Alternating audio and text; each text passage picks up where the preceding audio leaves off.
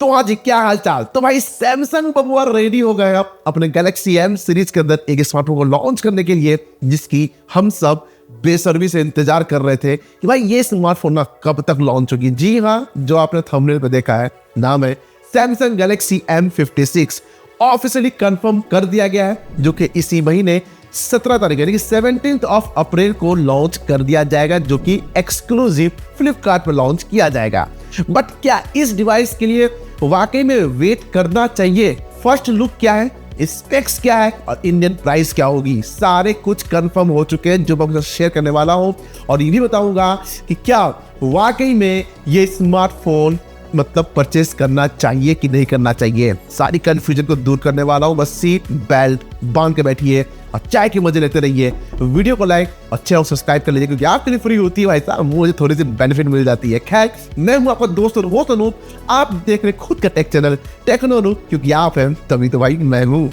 तो आज चलिए देखते हैं कि भाई साहब सैमसंग बबुआ अपने गैलेक्सी M56 में क्या कमाल क्या धमाल करने वाली है। चलिए शुरुआत करते हैं। दोस्तों बात करें बिल्ड क्वालिटी की, तो भैया बिल्ड क्वालिटी तो अच्छी प्रोवाइड कर रही है। यानी कि प्लास्टिक बिल्ड ही मिलेगी, प्लास्टिक का बैक होगा, plastic frame, glass front, but front बताया जा रहा है कि Corning Gorilla glass Victus plus का प्रोटेक्शन देखने को मिलने वाली है। यानी कि प्रोटेक्शन के मामले में तो भाई साहब दमदार है। फोन का वेट बताया जा रहा है somewhere around 180 gram, thickness 7.2 mm, but IP rating देखने को नहीं मिलेगी। ये क्या मैं सुन रहा हूं भाई साहब?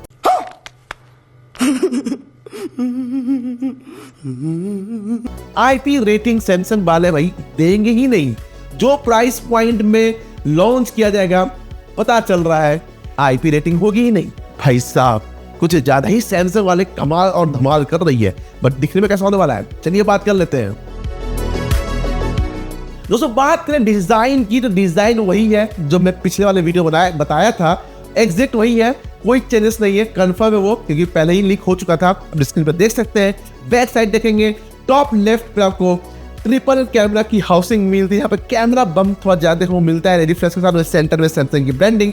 फ्रंट साइड की बात करें तो सेंटर पंच होल के साथ आपको फ्लैट डिस्प्ले मिलेगा, जहां पर 90% बॉडी टू रेशियो 1:33 होगी। कलर्स की बात करें, फिलहाल 3 कलर्स की अपडेट है। पहला होगा ब्लू, ऑलिव और एक है ग्रेफाइट। तीनों कलर अच्छी है, कोई खराब नहीं है, बट सवाल है कंटेंट कंज्यूम के मामले में डिस्प्ले कैसी होगी। चलिए बात कर लेते हैं।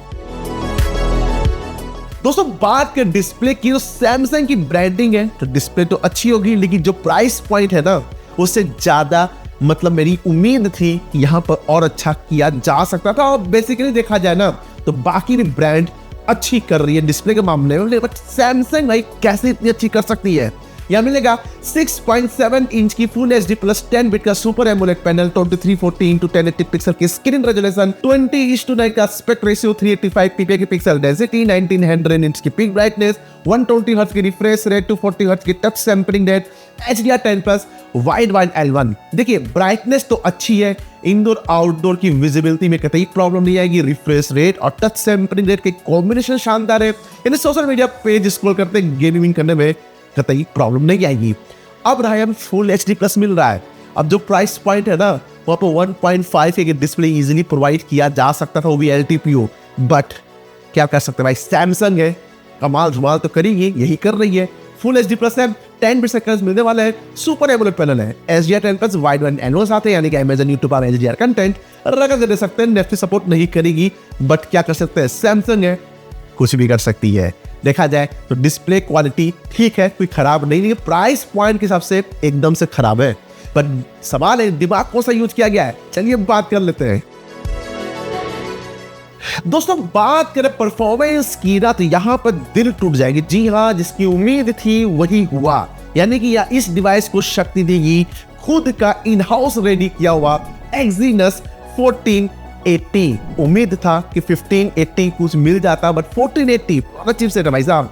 अब इसका मैं कंपेयर करूँ ना, तो Dimensity 7400 और Snapdragon 7 Gen 3 उसी के टक्कर के ये काम करने वाली है। बताया जा रहा है 4 नैनोमीटर के फैब्रिक से बनाए गए एनर्जी इफिशिएंसी ठीक रहती है, ज्यादा कुछ खराब भी नहीं है। यहाँ पर कितना पावरफुल है, चलिए नजर डालते इसके रॉ CPU तरफ। यहाँ मिलता है 4 Cortex A70 है जो कि 2.75 गीगाहर्ट्ज तक क्लॉक किया गया, 4 Cortex A55 जो कि 2 गीगाहर्ट्ज तक क्लॉक किया गया। परफॉर्मेंस तो ठीक है, थर्मल मैनेजमेंट का सपोर्ट मिलेगा। कहा जा रहा है कि हीट वीट के चांसेस कम देखने को मिलेगा, कितना मिलेगा मैं आपको आगे बताऊंगा। बट बात करें गेमिंग की तो यहाँ पर 60 FPS तक गेमिंग कर सकते हैं क्योंकि मिलता है Xclipse 530 GPU साथ ही LPDDR4X UFS 2.2 वाला स्टोरेज देखने को मिलेगा। पता नहीं भाई साहब कब हमें यहाँ पर 5 LPDDR5 और 3.1 देखने को मिले, बट इसकी जो ऑन स्कोर है वो है 7,23,000, यानी कि गेमिंग कर सकते हैं नॉर्मल सब में सफर टेम्पर रन, उससे ज़्यादा नहीं कर सकते क्योंकि ये प्रोसेसर जो है ना उतना भी मतलब झेल नहीं पाएगी। यहाँ पर पुराना प्रोसेसर है। देखिए बताऊंगा कि क्या क्या यहाँ पर गेम खेला गया है, और सवाल है कि कैमरा कैसा होगा। चलिए बात कर लेते हैं दोस्तों। कैमरा की बात करें तो जो प्राइस पॉइंट है ना उस हिसाब से बेहतर परफॉर्मेंस वाला कैमरा प्रोवाइड किया जा सकता था, बट यहाँ 3 कैमरा है।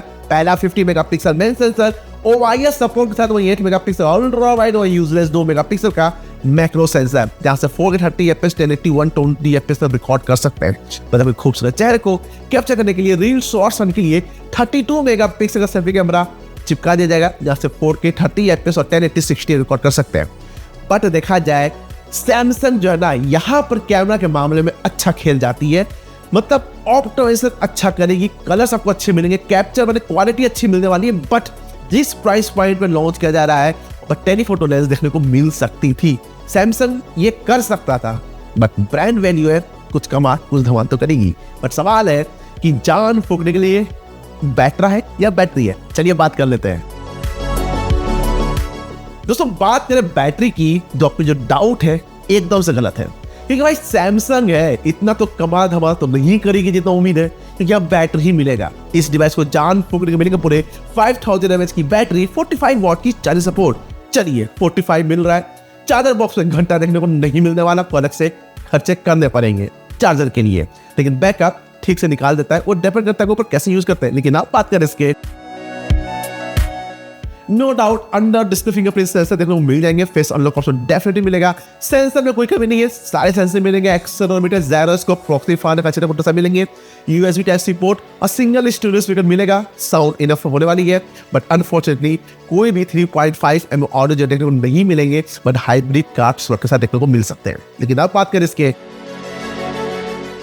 नो डाउट एंड्रॉइड 15 के ऊपर out of the box One UI 7 मिलेगा। अच्छा है, इनका नीट एंड क्लीन होती है, हल्के हल्के ब्लॉर में जो काम में कोई दिक्कत नहीं है, UI एक्सपीरियंस अच्छा मिलेगा। बट 6 साल का security patch update plus Android update, भाई साल ये प्रोसेसर ही नहीं झेल पाएगी इतना। 6 साल तक 3 साल झेल ले, देखते हैं भाई, बहुत मतलब कुछ ज्यादा हो गया, कमाल धमाल कुछ ज्यादा हो गया। अब बात करते हैं इसके दोस्तों। बात करें वेरिएंट्स की ना तो मल्टीपल वेरिएंट्स बताया जा रहा है। इसका जो बेस वेरिएंट वो होगी 6+120 है, 8+256, 12+256। ऑप्शंस अच्छे हैं जिसकी वजह से रिक्वायरमेंट और सिलेक्शन, बट सवाल है इसकी प्राइस क्या होगी और क्या इसके लिए वेट करना चाहिए। तो यहाँ तक बना है ना भाई साहब, थोड़ा सा मोटिवेशन दीजिए, बस वीडियो को लाइक कर दीजिए, 200 लाइक का टारगेट है, पहुंचा दीजिए, दिल खोल के शेयर कीजिए अपने फ्रेंड और फैमिली के साथ। यदि चैनल परिवार आए हैं तो सब्सक्राइब नहीं किया है तो क्या करो भाई साहब, सब्सक्राइब कर लो और बगल में ऑल पर जो नोटिफिकेशन है उस पर क्लिक कर देना। और जो लोग कर रखे सब्सक्राइब, जिन्होंने नोटिफिकेशन नहीं क्लिक किया है तो वो भी कर लें, ताकि ऐसे ही वीडियोस के नोटिफिकेशन आपको मिल जाएंगे। क्या करना भाई साहब, चलिए अब बात करते हैं। अब तो दोस्तों बात करें प्राइस की ना, तो प्राइस जो बताया जा रही है समवेयर अराउंड 30,000 के अंदर देखने को मिलेगी। अब 30,000 रुपए ऐसे स्मार्टफोन के लिए भाई मैं तो नहीं फूकने वाला, क्योंकि 30,000 रुपए की मैं दे भी रहा हूं ना, तो कहीं ना कहीं मुझे 3 चीज इसमें चेंजेस होने चाहिए थे मेरे हिसाब से। कम 1.5K की डिस्प्ले होनी चाहिए था, एग्जीनोस की जगह स्नैपड्रैगन का प्रोसेसर यहाँ होना चाहिए था, या मीडियाटेक का भी दिया जा सकता था। हाँ, कैमरा सेगमेंट में ये 2 मेगापिक्सल चिपकाया गया है मैक्रो सेंसर, वो कोई काम का है नहीं। वहां पर कम से कम टेलीफोटो लेंस इंट्रोड्यूस किया जा सकता था, क्योंकि मोटोरोला भाई कर रहा है ये चीज, तो ये भी कर सकती थी, क्योंकि सैमसंग का ब्रांड है तो अपना वैल्यू दिखाना चाहिए, ना कि घटिया वाला एक स्मार्टफोन लॉन्च कर दो, पैसे आप ब्रांड के नाम से पैसे लूट लो। भाई मैं तो नहीं चाहूंगा कि आप लोग इसके लिए वेट करें, फिर भी आपके पैसे हैं, आप चाहे तो इसे परचेस कर सकते हैं। बाकी आपका क्या ओपिनियन है, क्या विचार है, क्या 30,000 रुपए जस्टिफाई करती है ऐसे स्मार्टफोन के लिए? क्या ये स्मार्टफोन सही है आपके हिसाब से? सैमसंग है तो क्या अच्छा है, कुछ भी कर सकती है? क्या मेरा जो ओपिनियन था, जो मुझे लगा, क्या सही था? आपसे मैं पूछना चाहूंगा कि आपका विचार क्या है, क्या सोच रहे हैं? नीचे कमेंट है ना, वहां पर झरिया लगा दीजिए ताकि मैं भी उसमें कमेंट पर रिप्लाई करूंगा, तो मोटिवेशन मिलता है ताकि जानूं कि हाँ मेरा विचार सही है कि नहीं। बाकी आप क्या सोचते हैं बताने कमेंट सेक्शन पे, मैं रिप्लाई जरूर करूंगा। और ऐसे प्यार और सपोर्ट बनाए रखे, वीडियो को लाइक, चैनल को सब्सक्राइब और शेयर जरूर करिएगा क्योंकि थोड़ा सा अच्छा लगता है। फिर मिलते हैं आपसे अगले वीडियो में नए टॉपिक के साथ, तब तक के लिए जय हिंद, जय भारत।